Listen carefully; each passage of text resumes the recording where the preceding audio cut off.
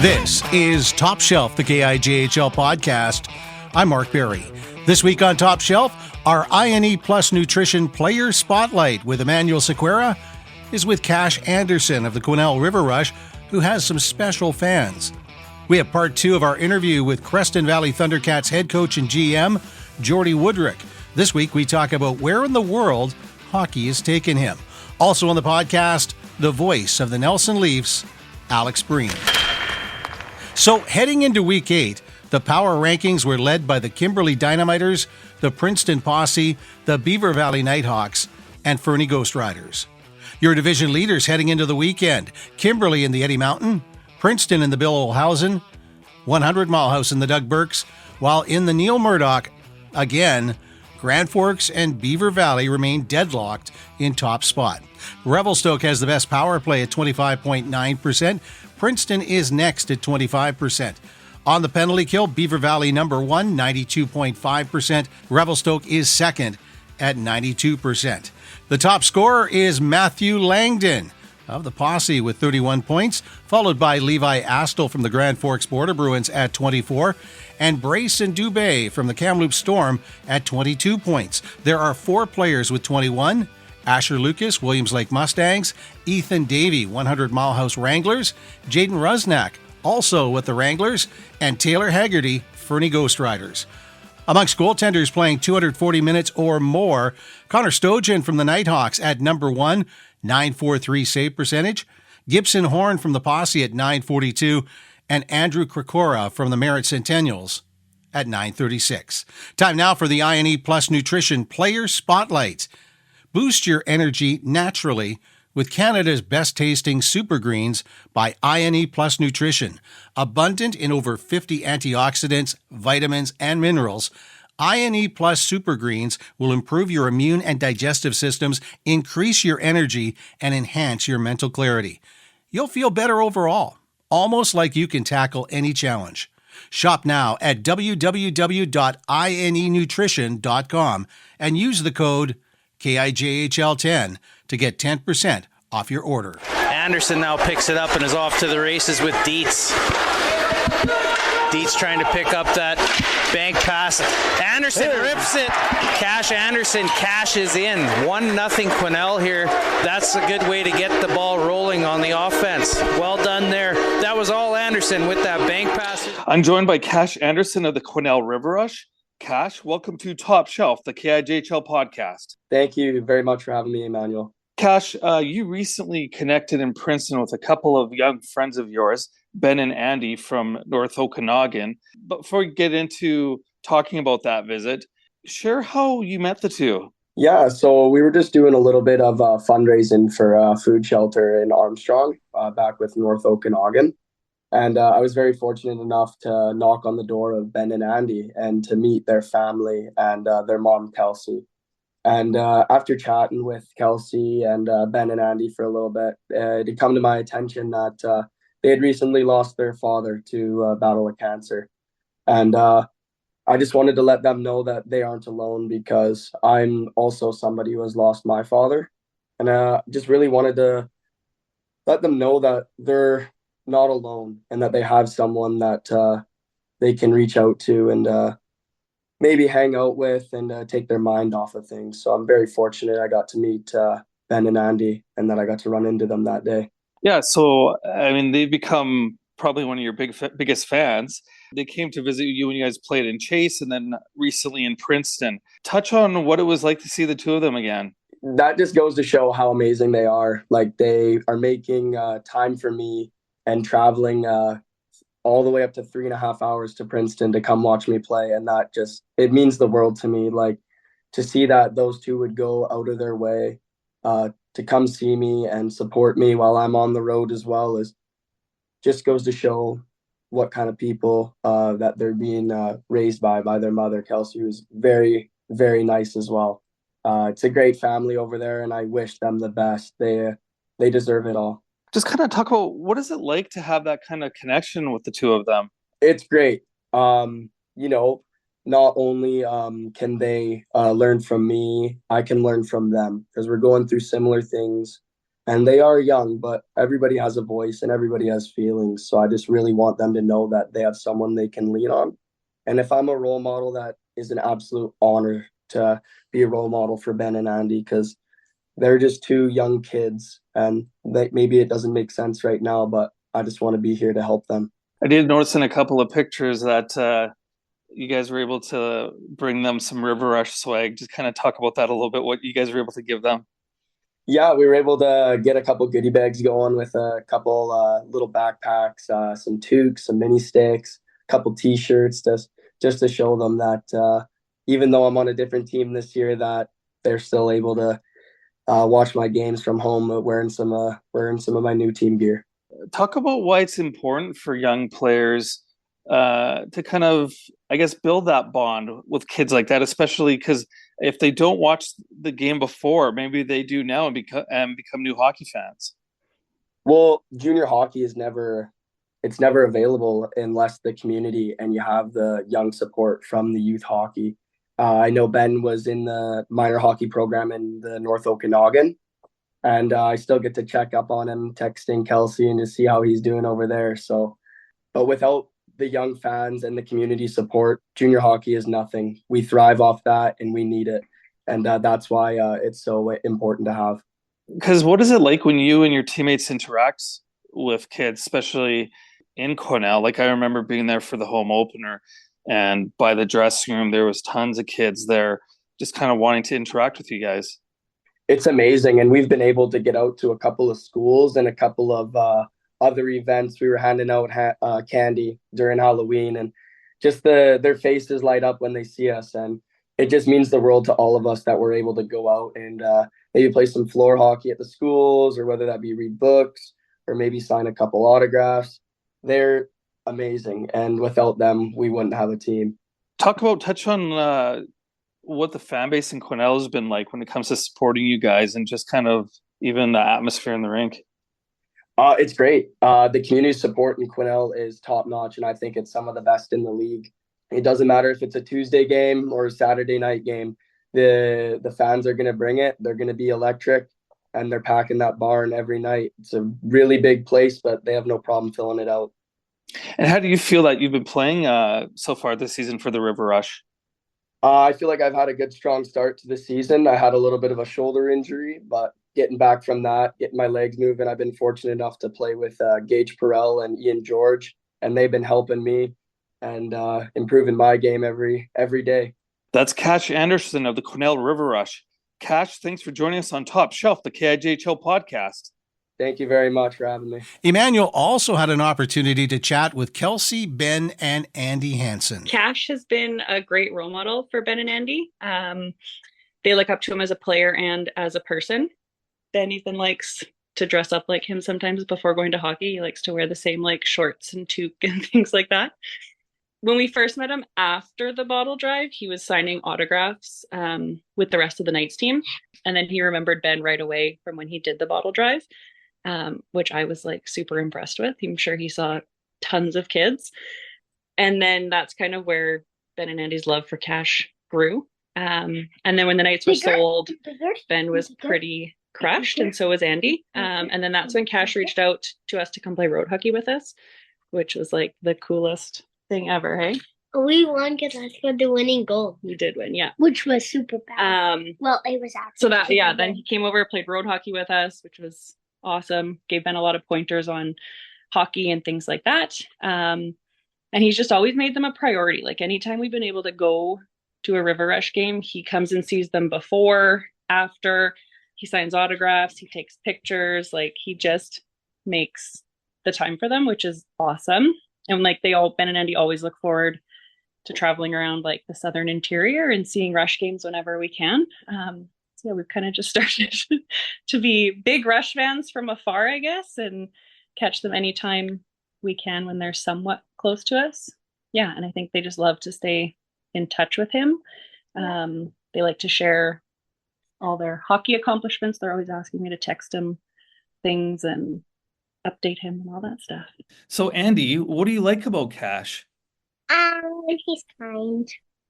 Is there anything else?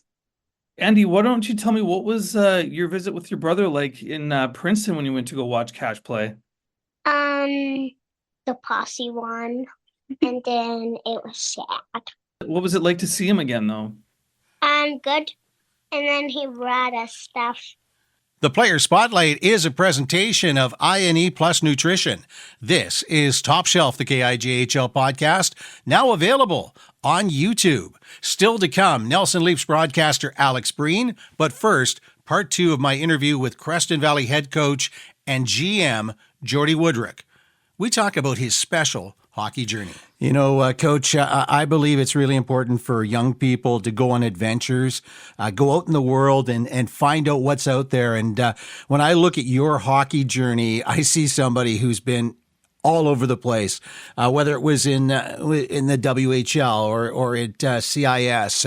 You've won championships in the university level, and then you went out into the world and play professional hockey. Talk about your experience going all over the world. You played in Australia, you played in France, you played in Germany. Talk about what value that has for a young person growing up. I was very, very lucky to, have the ability to kind of see the world through the game that I love. And, I worked really hard as a kid to kind of give myself those opportunities, but I genuinely just love the game and, kind of love exploring the world. And those were kind of two of my passions. And when things maybe didn't work out as well as I was hoping to, and, I think every kid's goal is to try to make the NHL. But after college or after university in Canada, I really did want to see a lot of the world. And, I was able to do that through hockey. So I've been very fortunate, and, it was a great time of my life. And, there's so many things that I could say just from the amount of people that you meet and the amount of great organizations that I got to play for, no matter what country it was in.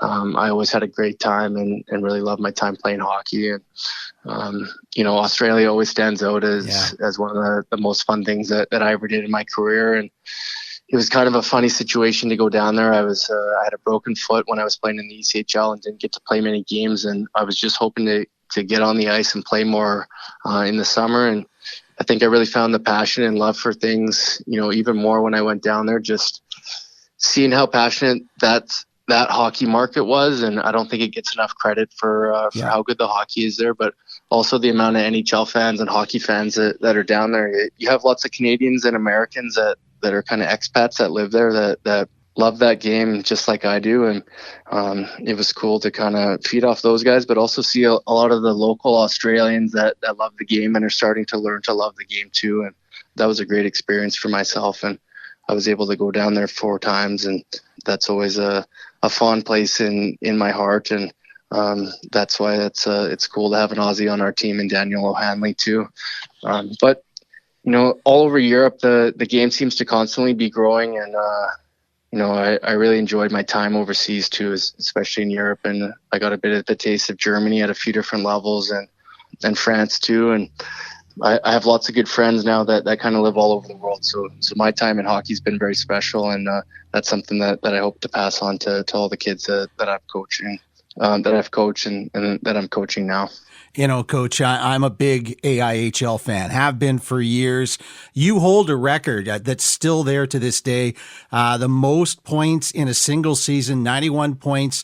I think you were playing for Newcastle at the time, 28 games. That is amazing. 91 points in 28 games. Again, that's just amazing. And it's such a great thing to pass on to your team, to your young people, and anybody that gets an opportunity after junior hockey. Maybe they don't get to go to the NHL or AHL or whatever. It's a great opportunity to go elsewhere in the world and have that fun.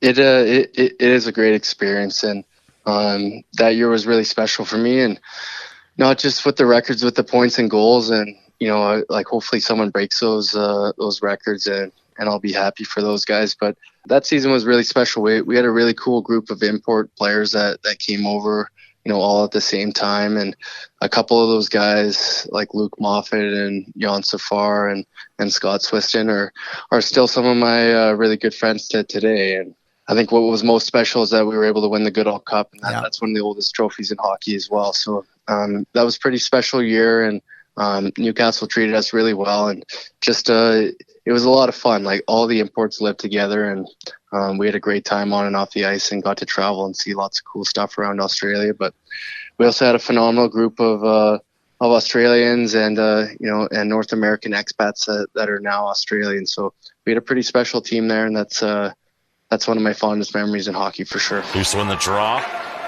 Crawford looking for a lane. Shoots, he scores! Carson Crawford on the only power play goal of the night wins it in overtime. On Top Shelf, the KIJHL podcast, I'm talking with the voice of the Nelson Leafs, Alex Breen. Alex, how the heck are you? Oh, I'm doing great, man. Pleasure to talk to you. It's the first time I've ever done anything like this, actually. You know what? And all the time you've been doing play-by-play. Oh, that's my fault. I'm sorry about that, my friend. Let's talk about the Nelson Leafs in a very, very tough Neil Murdoch division. Kind of an up-and-down season for the Nelson Leafs. Talk about your perception of how the Leafs are doing. Well, there's times where they've been really, really good. Obviously, when they've got everybody out there that's out there to play, it's been always great to watch. They usually keep it either they're ahead or they're really close, even if they're on the road. It can be back and forth. It really depends. Well, it really is, and you look at their record, 9-6 on the season, 15 games in. That's really good. But you're in the Neil Murdoch, so you have to be good to stay with the pack leaders. Yeah, it's definitely a tough division for sure. Like, Beaver Valley is always on top. Usually it's a tough division to fight in, especially when they're always on top. Let's talk about some of the players, because there's been some real players that have contributed to the success of the Leafs. Talk about the guys that really stand out for you. Well, definitely on Saturday when I was calling that game, Quinn Ramsey definitely stood out quite hard, got a hat trick in that game. Did a real good job that game, as well as a couple of other big players. I mean, they were missing Trey Schofield, always been a great player for the Leafs, doing good on the back end on defense, always keeping the puck in the offensive zone when he needs to. It's been a great thing to watch. I also want to talk about your broadcast, because when I look at a lot of KIJHL hockey through the course of the season, and the Nelson Leafs broadcast is right up there among the best in the league. Talk about the guys behind the scene that make it happen so that you look so gosh darn good. Well, appreciate to hear that. Aiden has been a great help on the back end with tech. He's always that guy that wants to make it better and better as best as possible as he can. And his brother who's on camera, excellent job. He always makes sure to be there on time and make sure everything looks as good as it does. Aiden's been generally the biggest help. Of course, Ty is our in-house voice for the people that watch. He's a great friend and always been helpful if I need to be, like, if I need that motivation to keep going and do real good. Okay, Alex, big weekend for the Nelson Leafs. Two very good teams in town tonight, Friday night. It's the Merritt Centennials, who have got points, and I don't know how many umpteen games they've got points in. And of course, tomorrow night, Kimberley Dynamiters, and that game's going to be rebroadcast next Wednesday on Rogers TV. Talk about what you think the Nelson Leafs have to do to be successful. Well, they're definitely have to get put on a defensive masterclass, that's for sure. It's definitely two very offensive teams that are very aggressive in the offensive zone, so they're going to have to keep them to the boards and make sure not too many good chances get in on the goaltenders.